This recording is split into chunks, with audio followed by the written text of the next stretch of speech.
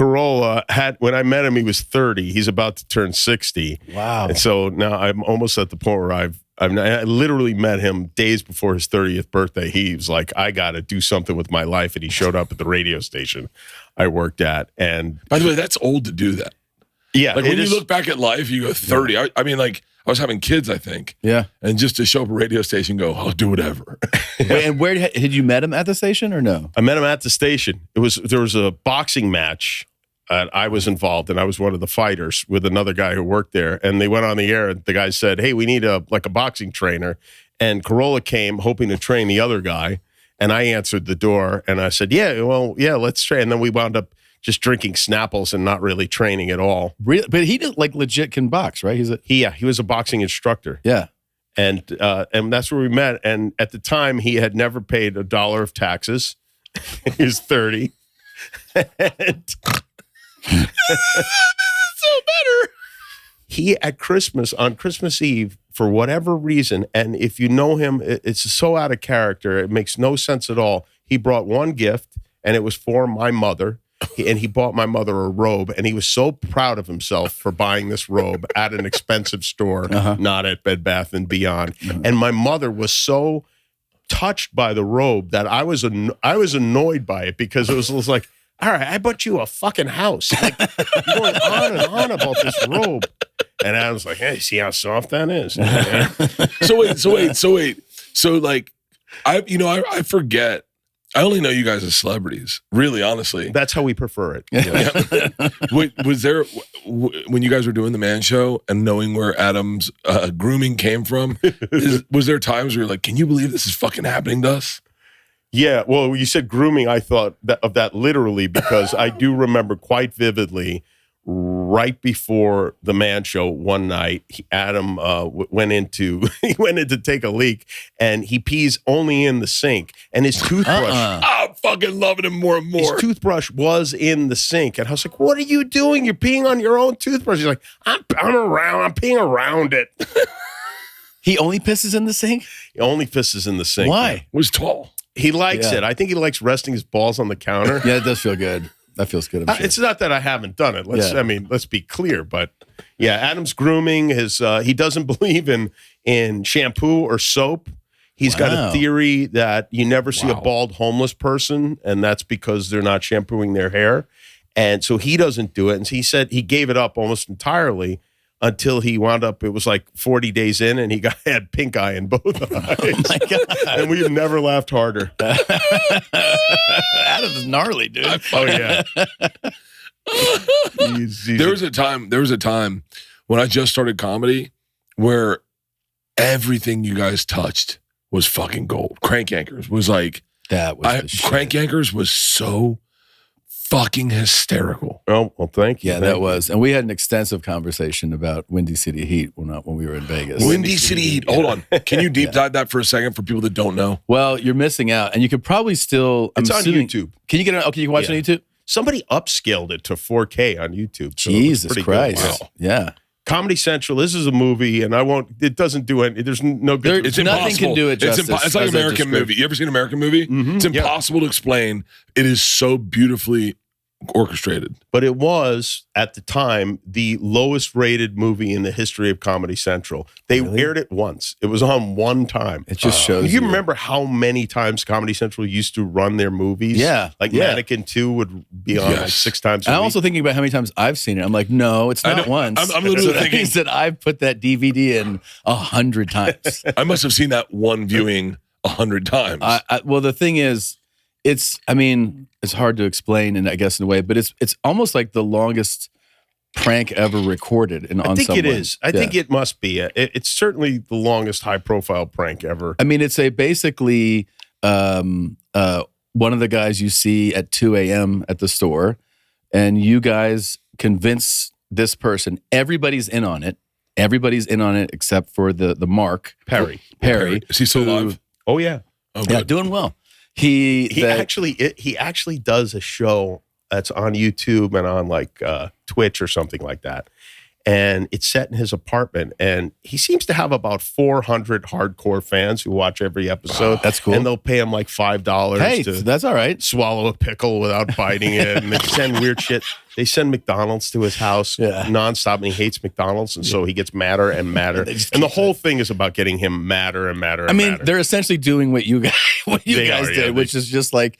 But you get the fun was they're like, you're up for a massive motion picture, and you're up against stars, Bruce Willis, and then he gets the part, and then you, as the viewer, follow this journey of him starring in a film, and everybody is in on it. Wasn't Bobcat the director? Yeah, Bobcat directed it. Yeah, and Dane's in it. Yeah, Dane's in it. Dane plays Roman Polanski. Everybody's got a fake name except for Bobcat, who actually has a fake name. But pretty much everybody has a fake name.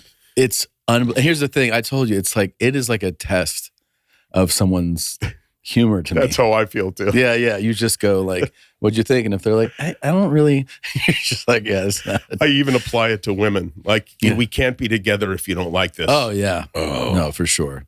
I did that with David tears. Tell's. Literal, so many tears watching that, like crying. Thank you. That was something that, that's probably the thing that I've been involved with that I've seen the most times. Most of the stuff I rarely will look at, but that's so great. If you could go back in your career, I do this sometimes. My first show was the competing show. I was hired after the X show. Right. We got to talk about that because I have a lot of I thought I'd never be friends with you because of that. I heard you on a podcast one time say, I have a list. I keep a list.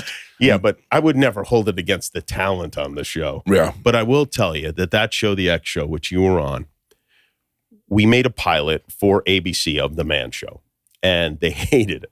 They're like, we're not going to put this on ABC.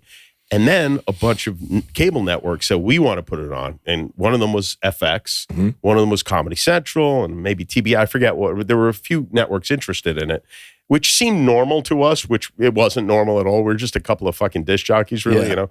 And we went with Comedy Central. And I had a meeting with FX. And they brought me in. They said, we really want this show. And I was like, okay, well, we'll see. And then they said, you know what? We're going to do a talk show. And they basically described the Man Show. So they saw the pilot and they developed this show to beat us to the punch because we still had to shoot 26 episodes of the show. And they put it on before our show went on. And we were so mad. Not only that, we shot in the same lot. Like next door. You could, with the tennis ball. I used to see their cars were in front of my green room. Then they have Mercedes, and I remember going and we did not have Mercedes. And their cars were parked in front of our fucking green rooms. I will say that it was an 8-year-old Mercedes, but it was a Mercedes. That's cool.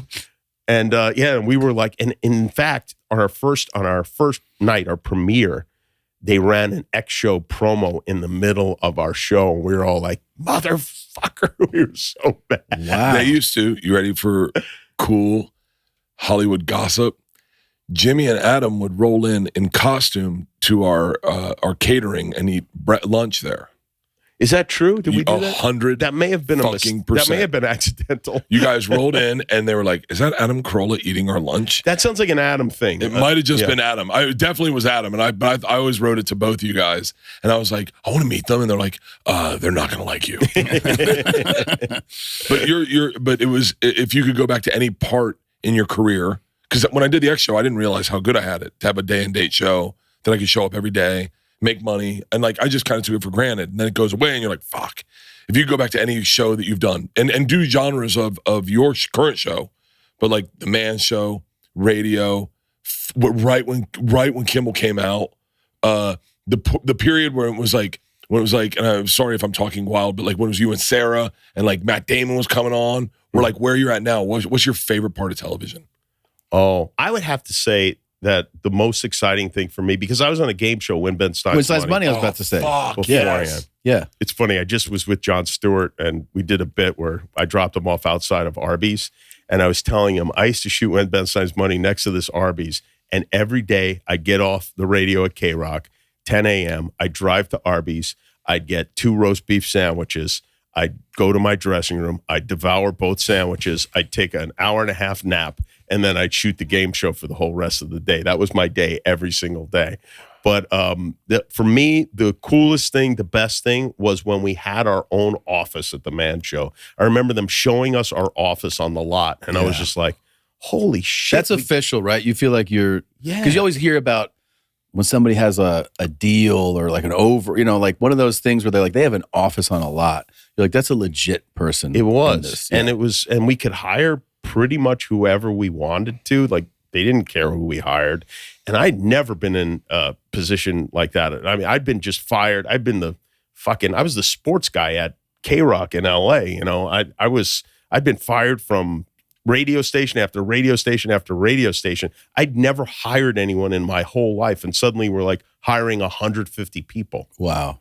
And I think that it's funny because sometimes I do look back on it and I go, I wish I could have that feeling again. You know, that you do. I know it sounds cliche, but the climb is so much fun. It's like, it's so exciting. And then when you get to a certain spot, it's less so. Yeah. And I wish I could have gone back and alerted myself to that. But there's no way, right? There's no way to fully appreciate what's happening as it's happening. It's kind of like you have to look back on it. You have to be a psychopath to really appreciate your life as it's happening.